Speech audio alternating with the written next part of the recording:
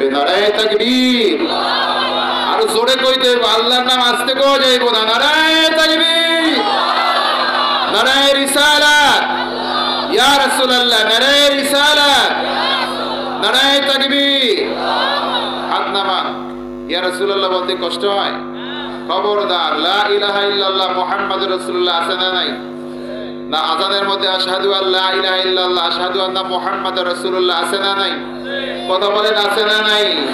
নারায়ে তাকবীর, আল্লাহু আকবারের সাথে নারায়ে রিসালাত, ইয়া রাসূলুল্লাহ বলতে কষ্ট হবে কেন? এটা মুনাফিকের লক্ষণ।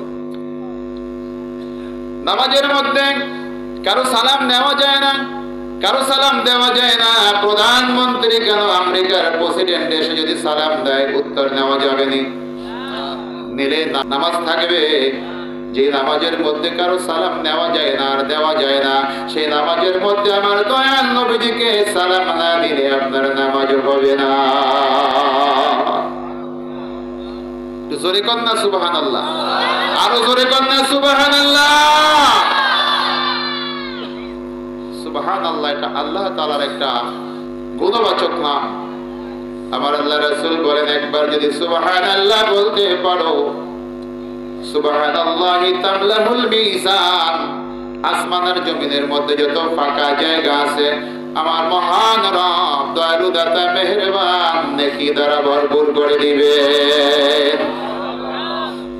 নেকি চান না? হ্যাঁ চান, তাহলে জোরে জোরে বলতে হবে সুবহানাল্লাহ। আবার প্রিয় ভাইরা বলতেছিলাম, ওই কবরের মধ্যে যখন নবীজি কথা নবীজিকে চিনবে না, আবার মায়ের শুরু করবে। এটা হলো নাফরমানদের কথা। আর যারা আশিকে রাসূল, যারা আমার আল্লাহ তাআলার প্রিয় বান্দা বান্দি, যারা আমার রাসূলের কথা শুনে, আমার আল্লাহ তাআলা বলেন, মাইয়াত্তাবিউর রাসূলা ফাকাদ আতা আল্লাহ। আমার রাসূল যা বলে নিতে বানায়া বলে না, আমার রাসূল যা বলে সেটা আমার পক্ষ থেকেই বলে। বলেন সুবহানাল্লাহ। আমার রাসূলের হুকুম মানা মানে হলো আমি আল্লাহ আমার হুকুম মানা। সুবহানাল্লাহ, সুবহানাল্লাহ। ও ভাই সুবহানাল্লাহ, আলহামদুলিল্লাহ, আল্লাহু আকবার দ্বারা, দুরূদ শরীফ দ্বারা জিহ্বাকে তরুতাজা রাখেন। একটা মুহূর্ত যদি আপনি আল্লাহ তাআলাকে ভুলে যান, শয়তান আপনাকে দখল করে নেবে। শয়তান আপনাকে দুনিয়ার মধ্যে, দুনিয়ার চাকচিক্য আপনার সামনে সুন্দরভাবে ধরে।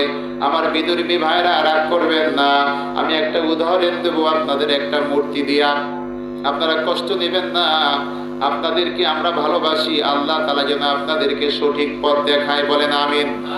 আমরা কোন ধর্মের বিরোধী না, যার যে ধর্ম ভালো লাগে সে সেটা পালন করবে, তাদের বাধা দেওয়া যাবে না, ঠিক কিনা বলেন?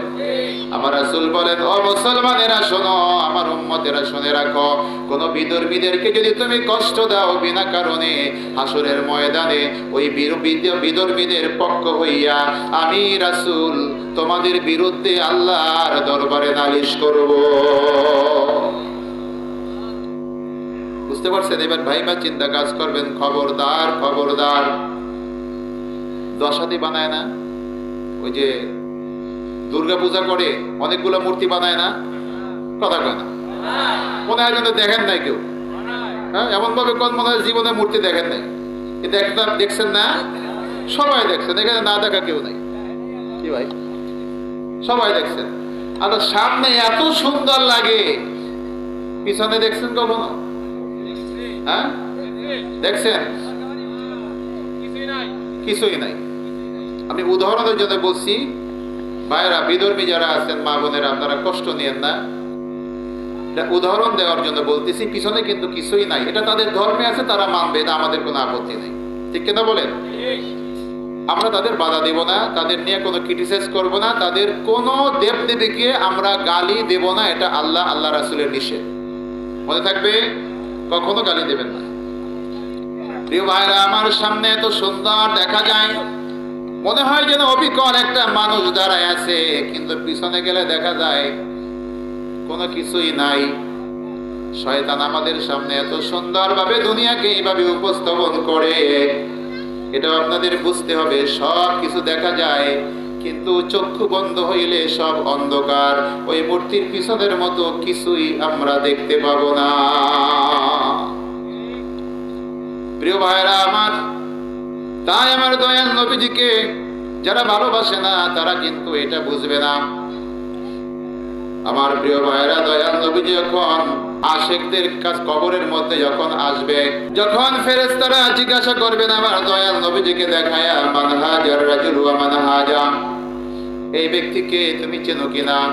তখন ওই মুমিন বান্দা বান্দি আশিক রাসূলরা বলে দিবে, হাজা সাইয়্যিদুনা মুহাম্মাদুর রাসূলুল্লাহ সাল্লাল্লাহু আলাইহি ওয়াসাল্লাম। বলেন সুবহানাল্লাহ। আমার আল্লাহ ডাক দিয়া ফেরেশতাদেরকে বলবেন, ও আমার ফেরেশতারা, আমার বান্দা বা বান্দি সঠিক বলেছে, আমার বান্দার কবরটা চোখের পাওয়ার যত দূরে যায় তত দূর পর্যন্ত কবরটা প্রশস্ত করে দাও। বলেন সুবহানাল্লাহ। মনে আছে তো বলছিলাম, কবরটা নূরের আলো দিয়ে আল্লাহ তাআলা আলোকিত করে দিবেন। যদি আমরা আশিকে রাসূল হতে পারি, আমার রাসূলের যে কথা অনুযায়ী যদি আমরা আল্লাহর হুকুমগুলো মানতে পারি, ঠিক কিনা বলেন? আমার আল্লাহ তাআলা দ্বিতীয়বার বলবেন, ও ফেরেশতারা, আমার এই বান্দা বান্দি কবরের মধ্যে তোমরা জান্নাতের বিছানা বিছায়া দাও, আমার বান্দা বান্দির জন্য কষ্ট হয় না। বলেন সুবহানাল্লাহ। তৃতীয়বার আমার আল্লাহ ডাক দিয়ে বলবেন, ও ফেরেশতারা, আমার বান্দা বান্দির কবরের সাথে জান্নাতের সাথে জানালা খুলিয়া দাও। নবী আমার উম্মতের কান্ডার,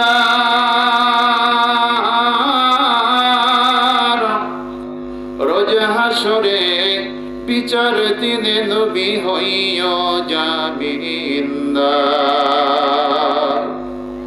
সেদিন উম্মত বলে পার করিও,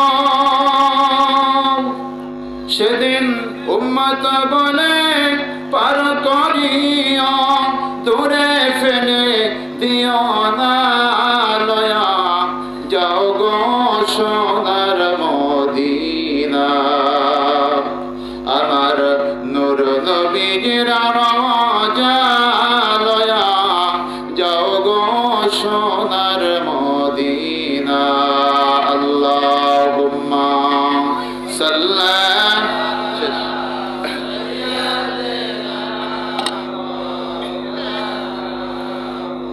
মুহাব্বতে ওয়া আলা আলি।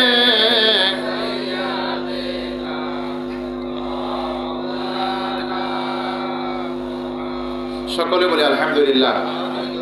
আমার কথায় কেউ যদি কষ্ট পেয়ে থাকেন, আল্লাহর রাস্তে আমি ক্ষমা চাই। কেউ কষ্ট পাইছেন নাকি? সেখানে আমার দাদারা আছে, চাচারা আছে, ভাইরা আছে, সবাই আমার আপনজন। আপনাদেরকে আমি ভালোবাসি, আপনারা আমাকে ভালোবাসেন, আমি জানি। আমরা আবু বকর ভাই অত্যন্ত ভালো মানুষ, মসজিদের ইমাম সাহেব খুব ভালো মানুষ। আমার প্রিয় ভাইরা, আমি আপনাদের কাছে একটা কথা বলি, আপনারা সবাই আমার আপনজন। আমি চাই না আপনারা আমার দয়াল নবীজির আদর্শের বাইরে চলে জাহান্নামে যান, এটা আমি চাই না।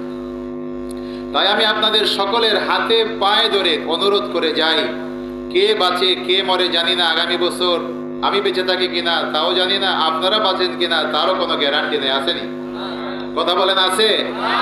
নাই। তাই আমি চাই আমরা সবাই আমার দয়াল নবীজির আদর্শ মেনে জীবন যাপন করব। সবাই রাজি আছেন তো? কথা দেন, রাজি আছেন? মাশাআল্লাহ। আল্লাহ তাআলা যেন সবাইকে পরিপূর্ণ সুস্থ রাখেন, দীর্ঘ হায়াত বাড়ায় দেন। বলেন আমিন। কবরে যারা ঘুমিয়ে আছে আমাদের কথা শুনতেছে, আল্লাহ তাআলা যেন সবাইকে মাফ করে দেন, জান্নাতের মেহমান বানায় দেন। বলেন আমিন। ওয়া মা তাওফিক ইল্লা বিল্লাহ, আলাইহি তাওয়াক্কালতু ওয়া ইলাইহি উনীব। আসসালামু আলাইকুম ওয়া রাহমাতুল্লাহি ওয়া বারাকাতুহু।